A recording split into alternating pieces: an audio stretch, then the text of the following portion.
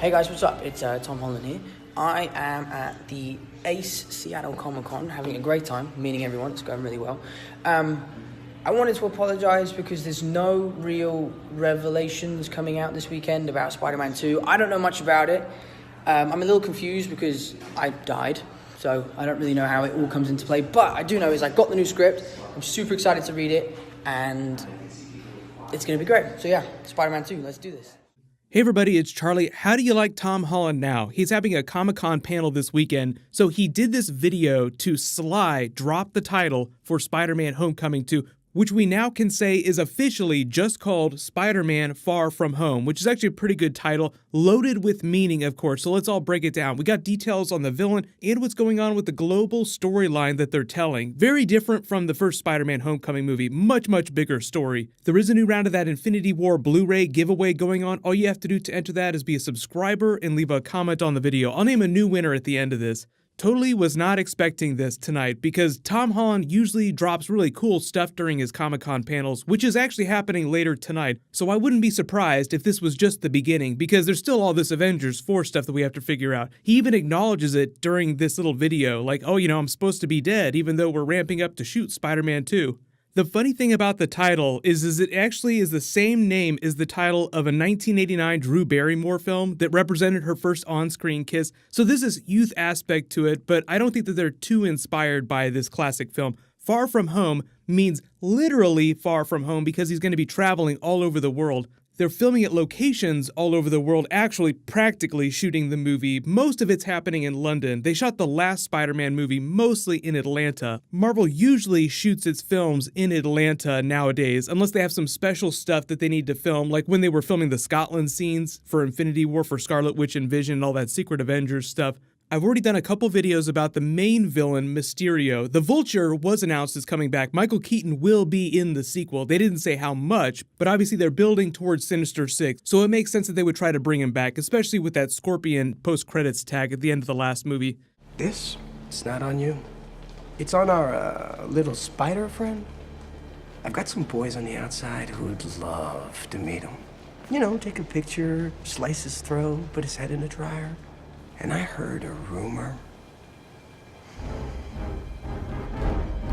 You know who he is. But right now, we know that it's going to be Quentin Beck Mysterio, the special effects wizard that then turns to crime. Jake Gyllenhaal was the person that was supposedly going to be cast as the character, and I think that'd be fantastic casting, but Marvel hasn't announced him specifically, and that's probably just because they're waiting to get that contract signed. Like, it was the same thing with Benedict Cumberbatch at Comic-Con a couple years ago. Like, they can't say that the actor's playing the role until everybody has signed every piece of paper necessary.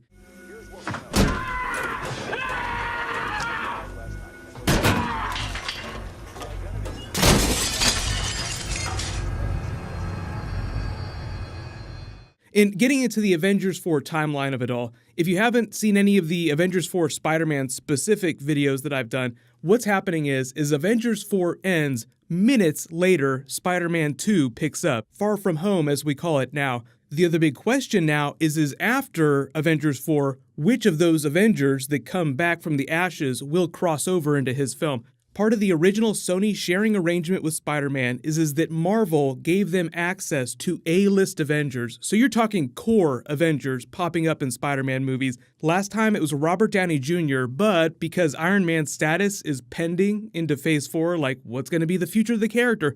Will he survive? Will he be a digital AI? Is he going to be the one to wield the Infinity Gauntlet, or will he be sacrificed so that someone can wield the gauntlet? Right now, Captain America is higher on my list for people that will sacrifice themselves, give up their life so that someone can wield the gauntlet because of that soul gem twist. So Iron Man still could totally wind up dying, but he's not quite as high on the list as Captain America because of the way Chris Evans feels about doing Marvel movies in general. Like, he really likes being in Marvel movies, but of the two, Robert Downey Jr. is just way more jazzed up about being Iron Man than Chris Evans is about being Captain America in all these movies. There's nothing they can't do, man. I'm sure it's going to have the exact same effect when Captain Marvel comes out and then the Black Widow movie comes out.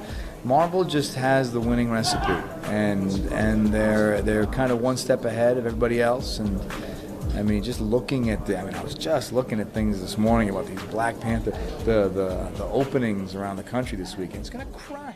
So Kevin Feige already confirmed that going through Phase 4, Phase 5 in the future, Captain Marvel is going to be the new face of the MCU, meaning that whether he lives or dies, Iron Man is transitioning to a more background role, which just lends more credence to the idea that they're going to go with the comic book twist, and he'll be more of an AI that just speaks to Peter, but he might actually be dead and have just uploaded his consciousness to AI via Shuri's technology. The really cool thing about Shuri with Vision now is you wonder if she's so good at deconstructing people's minds like Winter Soldier. She has deep scans of the mind gem. She helped Vision out even though they had to cut that short. Couldn't she do that with a human now? Wouldn't she have a way to easily duplicate someone's consciousness? So that's a way for Marvel to continue using Robert Downey Jr. indefinitely without requiring him to be on screen all the time. There was a video that I did a little while ago about Spider-Man in the next movie too. The costume designer confirmed that he was going to be getting some costume changes, mostly because he's becoming a Spider-Man, like going from being a boy to being a man because he's about 16, 17 when Infinity War picks up.